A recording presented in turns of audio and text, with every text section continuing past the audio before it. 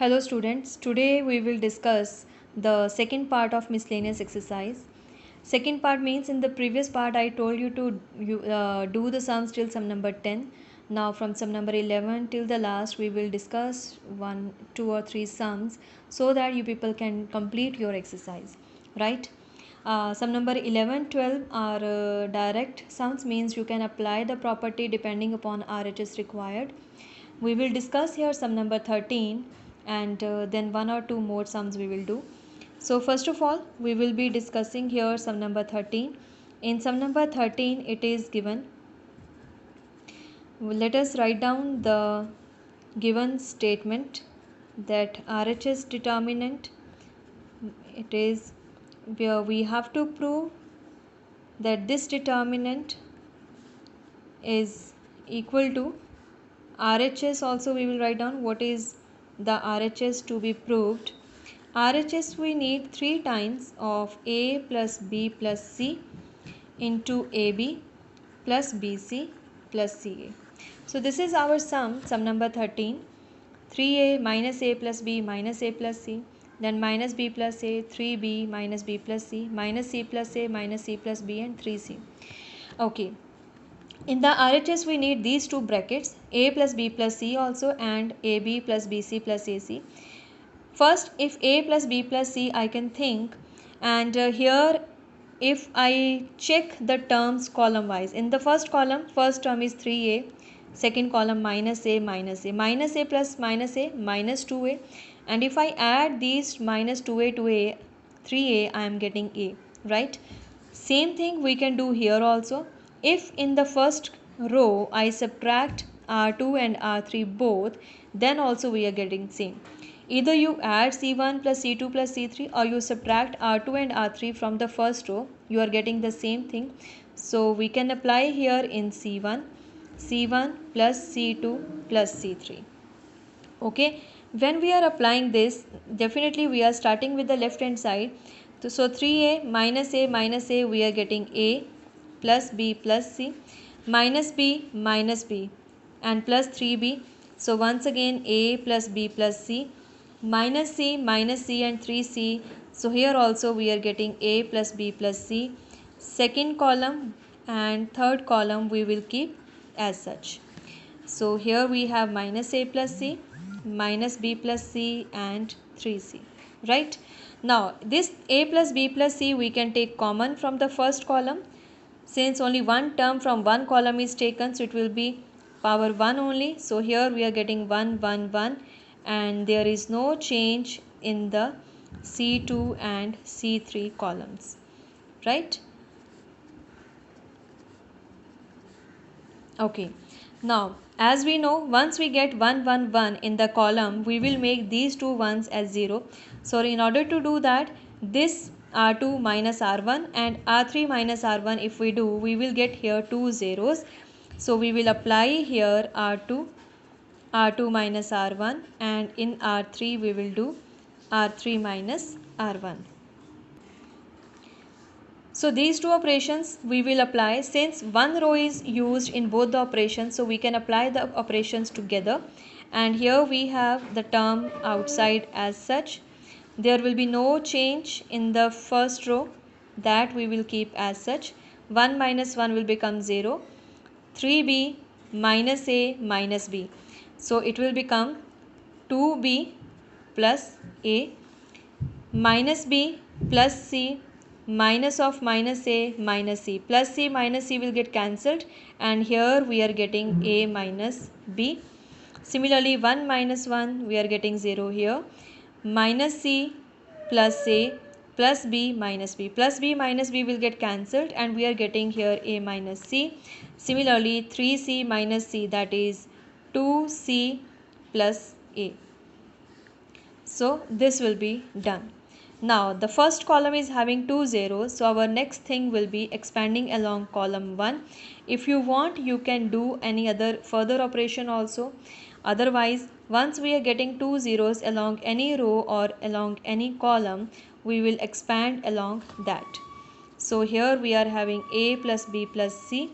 When we are expanding along the first column, this into this, that is 2b plus a into 2c plus a minus b into a minus c. So we can simplify the bracket here. It will be 4bc plus 2ab plus 2ac plus a square, then minus a square and plus ac plus ab and minus bc, right? So here we have a plus b plus c common. Here plus a square minus a square will get cancelled. 4bc and minus 1bc, it is 3 times bc. 2ab plus ab, it is 3ab. And 2ac plus ac, that is 3ac.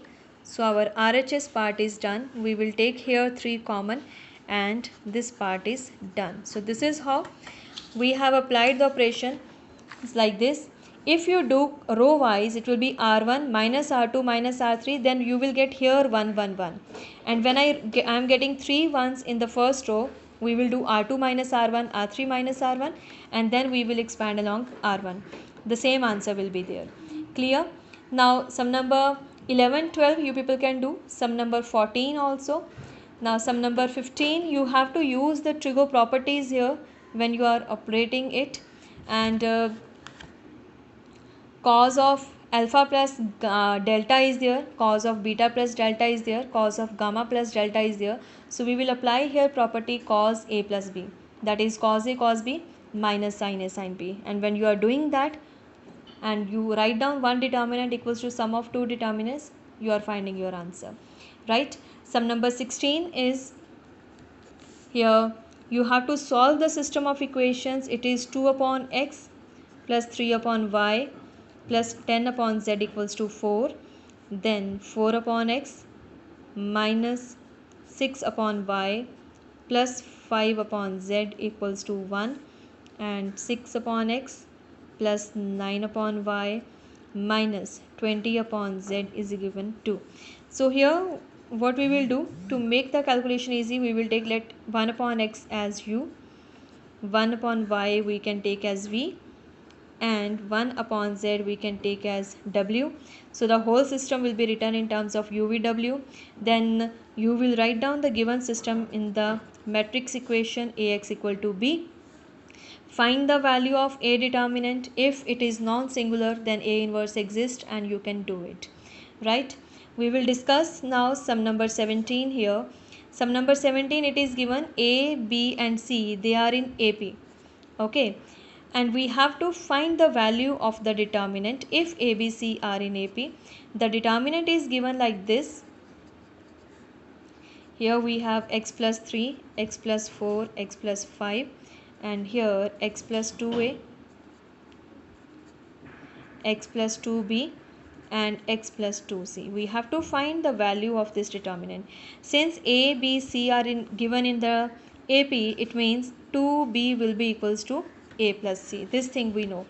Now in order to use this thing that a, b, c are in AP, so 2b we are having in the second row and a plus c, a and c terms we are having in the first and the third row. So what we will do here, first thing we can do, in the R1 we will add R3 so that we can get a plus c. So I am going to apply the operation here in R1 plus R3 we will do, right? So whenever we do R1 plus R3, x plus x, it will be 2x plus 6, here 2x plus 8, and here we are getting 2x, 2c plus 2a, if I take 2 common we are getting here a plus c. It is done. There will be no change in the second row and there will be no change in the fourth row, right? Okay, here a plus c, we have this thing already. A plus c will be written as 2b. So here a plus c we will substitute it as 2b. 2b into 2 it will become 4b. So here we have x plus 2b. X plus 2b, if I multiply by 2, I will get 2x plus 4b, that will be the same element. And here x plus 3, 2x plus 6, that means R1 and R2 are proportional ratios, and if they are proportional, I can make these two rows identical, and once two rows are identical, the value of the determinant will become 0. So what we can do here, we can multiply the second row by 2, and when we are doing this thing, right, we will substitute the value of a plus c here. It will become 2x plus 2 into 2b. Here also we will get 2x plus 6.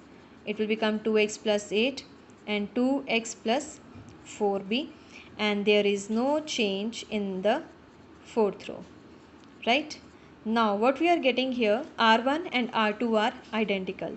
So we will say this is equal to 0. Why it is equal to 0?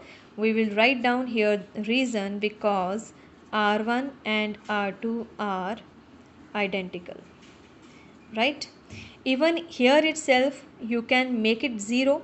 We will say because R1 and R2 are proportional, so the determinant will become equal to 0. You can end your sum here also, and if you don't want to use the property, make it identical by multiplying with 2, and then we will mention by which property it has come. So we will write down because R1 and R2 are identical, right? This was your sum number 17, where A, B, C are given in AP. Okay, and sum number 18 also, let me tell you, we have been given x, y, z are non-zero real numbers, and we have to find the inverse of this matrix, where the inverse is given here x 0 0 0 y 0 0 0 z.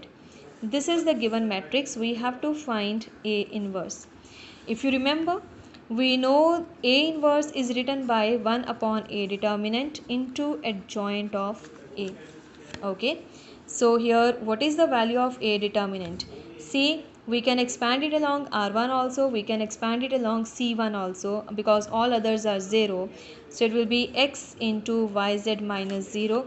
So the value of determinant is xyz, right? Now when we are finding the adjoint A, what will be the adjoint A? If you want, we can write down the adjoint A now straightforward. What is the cofactor of x? It is yz. Cofactor of 0, it is 0. Cofactor of this 0 is also 0. Cofactor of this 0, now this into this minus this into this, it will be again 0. Cofactor of y, so this column and row will not come, it will be xz. Cofactor of this 0 will be 0. Now the cofactors of third row we will write down in the third column. Cofactor of 0 will be 0. Cofactor of this 0 again 0, and cofactor of z, so this row and column will not come, it will be xy. All are even positions, 1 1 position, 2 2 position, 3 3 position, so the sign will be positive. So therefore A inverse value of A determinant, that is 1 upon xyz into A adjoint A, it is yz xz xy 0 0 0 0 0 and 0. So I think you are getting it now. So when I take this term inside the matrix, we are getting here 1 by x, here we will get 1 upon y, here we will get 1 upon z. All other elements will be 0, right? And this can be written as x raised to power minus 1 0 0 0, y raised to power minus 1 0 0 0, z raised to power minus 1. So this will be the value of A inverse, right? So your option answer will be A option. That's it. Clear? I hope you can complete your exercise now, and with this exercise the chapter is over, determinants chapter. So thank you class.